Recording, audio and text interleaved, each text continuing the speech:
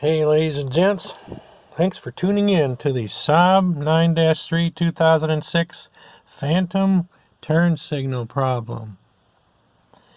Well, I started my video a little bit late for all you newcomers, so you might need to have to study another video how to take your steering wheel and airbag off and to get at this CIM module.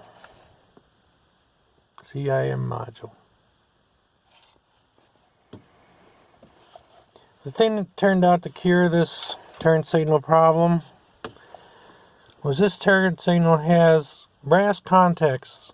It's a switch. When you turn it one way, makes contacts in a certain way. Turn it the other way, makes contacts in a certain way. And in the middle, well, maybe it doesn't make any contacts because the turn signals are turned off. These are Torx 10.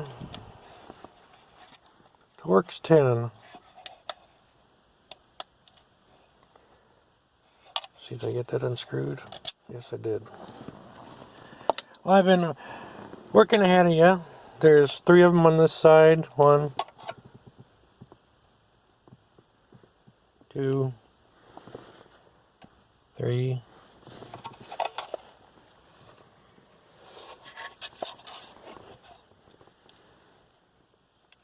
One, 2, and a 3. Well, let's just pull this top off. Get the show on the road. Get a grip on here. Let me put my tool down.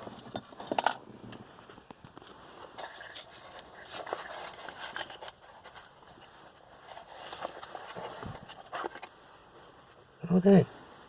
Put that top aside.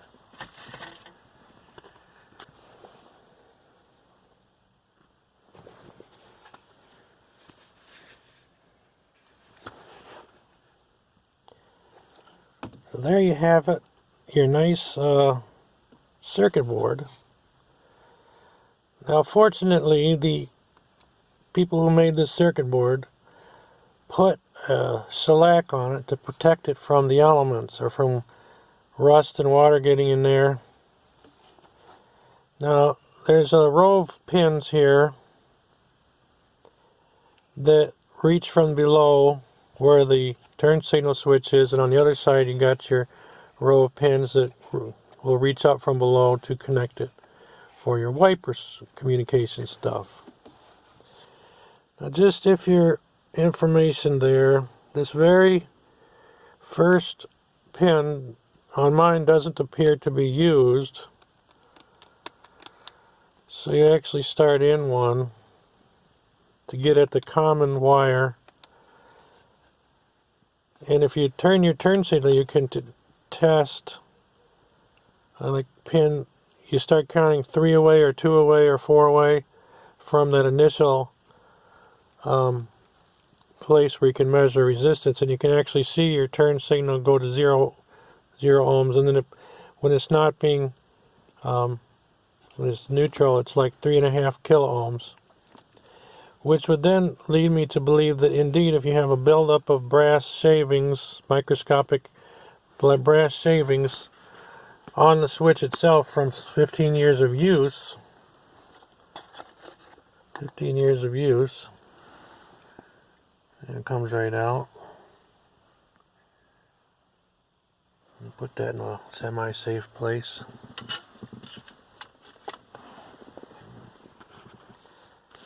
And there you have it, your turn signal switch.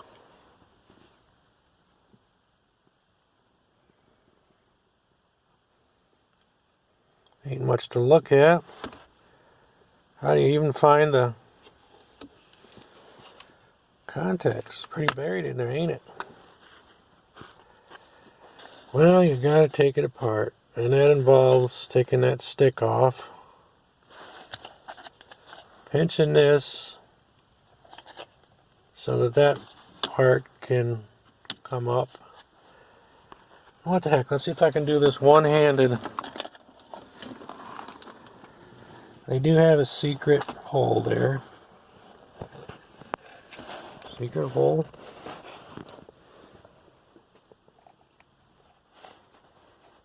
what you're actually doing is pushing on this clippy, if I can get this right. Trying to remember what angle to use. Just a sec here. Which way does it seem to fall in? Okay.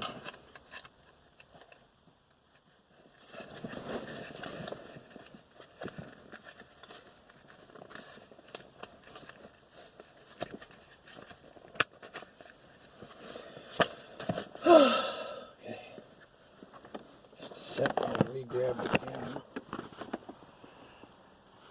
without turning it off. So it's pushing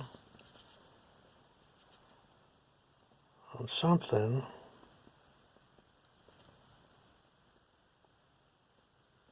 Maybe that pushing on that clip piece or something. Well, again, I caught that from another person's YouTube video, so definitely hunt around to get more action shots. So let's just explore this before we tear it apart totally.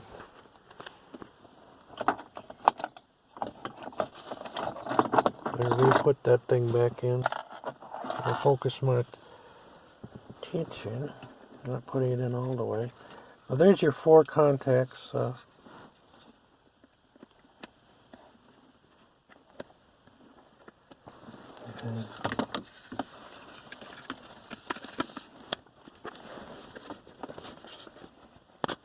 Alright, I'm not going to put it all the way back in. Well, if we operate the turn signal, let's look at what's going on. There, you see that? That's where it catches to kind of hold it.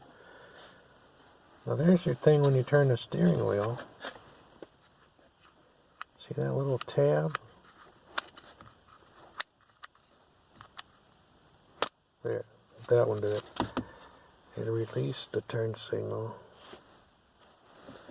Alright, just a little intro. Now get your switch taken apart so you can clean the contacts. You kind of have to pinch the body of that, as well as kind of rock it out. I think I do that with my knees. Pinch the body with my knees.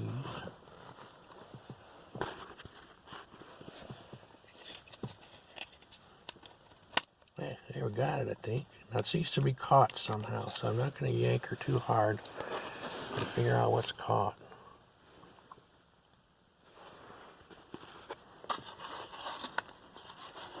I mean, I don't want to force anything. Oh, definitely that's either fell back in or never got out. I'm going to go back to the knees here, guys.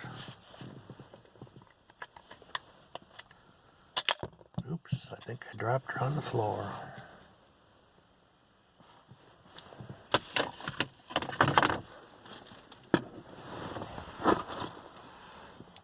Looks like it fell into a couple pieces too. So you definitely be wanting to do this. Not as I do, but on like a kitchen table with a big catch area in case any little piece falls out. Maybe I'll be having to buy a new one now. I can't get this all back together. Well, I had some looking over. This is my number of times doing this, so let's see if the pieces fell out. No, that seems to be there. Let's take a look at the other piece. Ooh, I am in luck.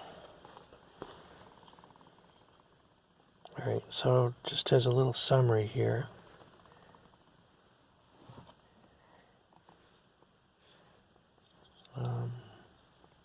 Oh, it's in the other piece. So when that stock goes in there, with all the various switches it has on it for your cruise control, it all gets communicated back through these 4 contacts, 1, 2, 3, 4, which then, see, this thing allows those contacts to spin, but they're always making contacts. You got 4 pieces of shiny metal with a black plastic insulation between them. That allows the cruise control to communicate. Now here's where you can flash your brights. When you pull it, it moves that up and down. And now, finally, This is your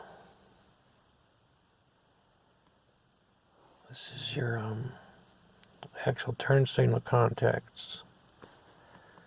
Now what you want to do, that's pretty blurry, huh? You want to take a little photograph of all this. I pushed this out and put it in backwards. Fortunately, I referred to my photograph. And you see that hole out there where the turn signal locks back and forth? You can see that. So what I did was I pushed this all the way out and took water and a Kleenex, a dinner table napkin, disposable, and wiped back and forth on those contacts, especially concentrating on, well, just the general area where you got your blackness between the silver shininess. That's your insulation.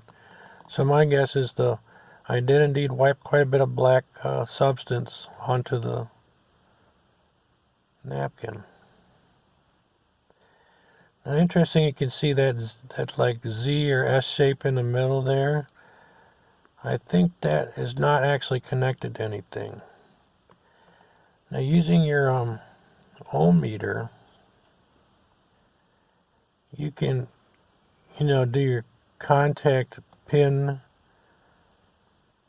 conductivity to detect which conductor goes with which pin, and you can actually see it transitioning from connecting this one of the wires turns out to be common. I think it's the one on where the farthest that way. But you don't necessarily need that to be trivia for you. Now if you do get bold enough to pull this all the way out, in fact you could probably do a fair bit of cleaning of this without actually pulling it totally out. But if you do pull it totally out, there you're going to see the three shiny, well, what the heck, if I'm going to pull it out, you better see what you're up against.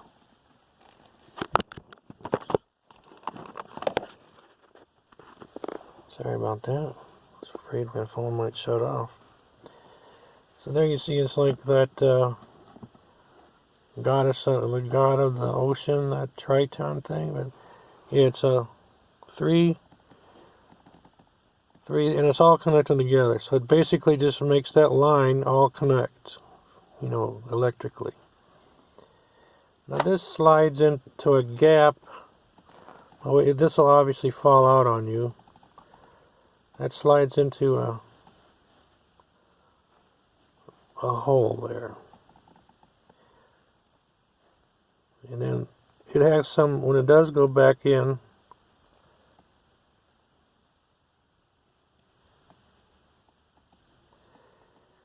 there is a certain amount of springiness.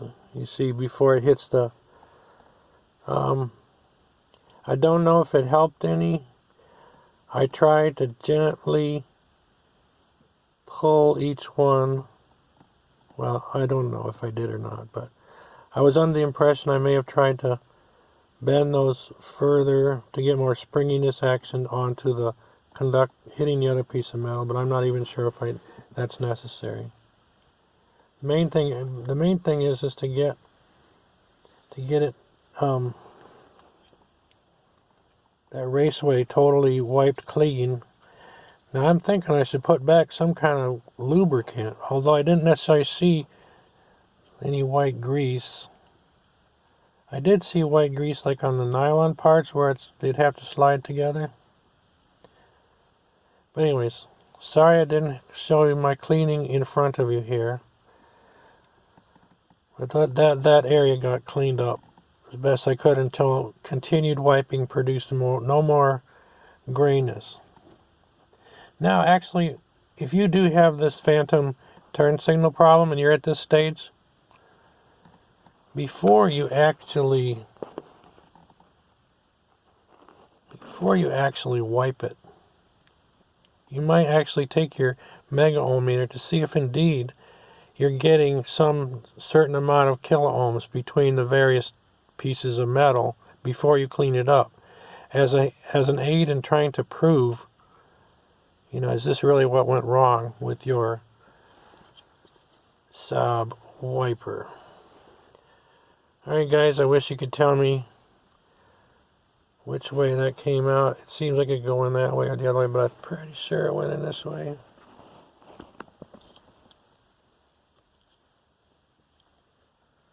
Alright, now I'm putting this back together. Definitely lots of photos as you take it apart. And a lot of things will stretch and then gently click into place. This piece you see has a stick sticking out of it. That you have to get back into there. And then the other thing you need to have fall into place is that goes into there. And the final one is, you see that thing with the white lithium grease on, the little pole, tiny pole sticking out right there? That will be going into the slot which raises and lowers for your light switching action. Now again, all these feed out these pins here, which go to the circuit board. And there may be some corrosion between these pins and the receptacle on the circuit board that accepts these pins. So it wouldn't hurt to look at those under a microscope, if you do have available a magnifying glass or a microscope, and then maybe gently rub it with a brass key to scrape off any phantom buildup of corrosion. Now when these pins are going into your circuit board, an interesting, on mine, I can't tell if this is the right side or the other side, but the very first pin on the blue thing actually was unused. Let's count these up here. 1, 2, 3, 4, 5, 6, 7, 8, 9, 10. Anyway, did I get that wrong? Well, that should be on the right side there. Is that just 10? Anyways, let's see how many sticks do we got on this. 1, 2, 3, 4, 5, 6, 7, 8, 9. That's what I was expecting. There's 10 receptors there, but only 9 pins to use them. So if you do actually want to test the switching action after you all got it back together, you can use your ohm meter to identify this common, so-called common one. I think I found it was like 1, 2, 3, and then 1, 2, 3, 4, something in that general area. So the first one connects to the third when you're switching the switcher one way, and the first one connects to the fourth when you're trying to turn the turn signal the other way. It would go down to, like, your typical 0.2 or a half an ohm on your, depending on your power of your ohm meter. And then when it's not being switched, the resistance was like 3.5 kiloohms. Which, if you're feeding into that, trying to, pull down or pull up 3.5 kiloohms, you can see how some grungy black brass scum could actually create the phantom connection. Alright, now some tips on getting this together. You have to line that up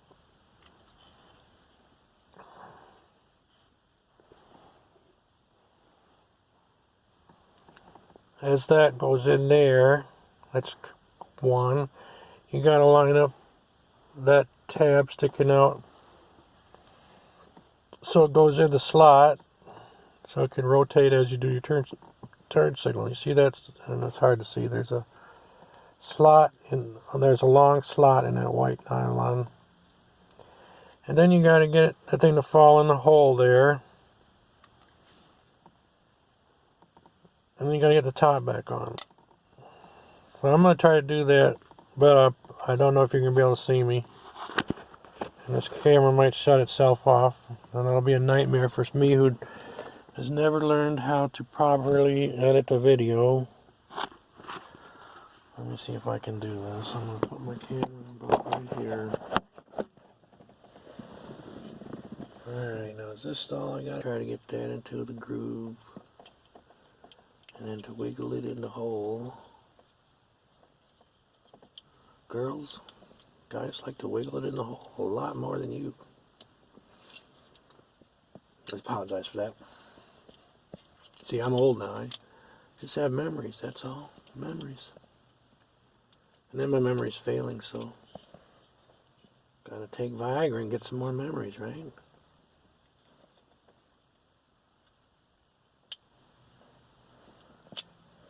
Alright, you can see, endeavoring on this, taking it apart more,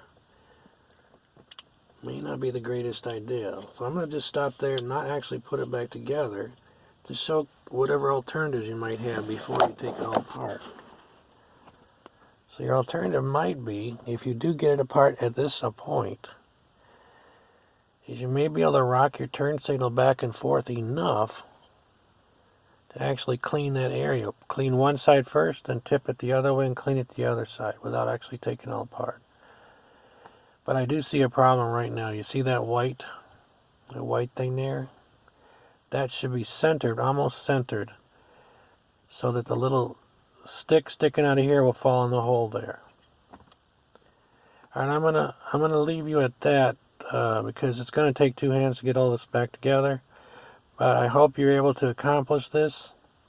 And an alternative solution may be, if you do have a bad turn signal, is to get a CIM that maybe have a trashed board, so you're just getting the switch body, you know, the stalks, and the center body that has the switches in it, and hope that those are not worn out yet. And then you transfer your circuit board. Make sure you're not just buying the stalks. I actually was stupid enough to order an eBay order, and however the wording was, all I got was the two stalks and not the center part. Okay, again, trying to avoid that.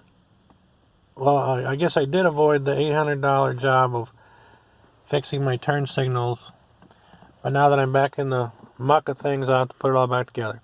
Thank you for watching, and have a good night.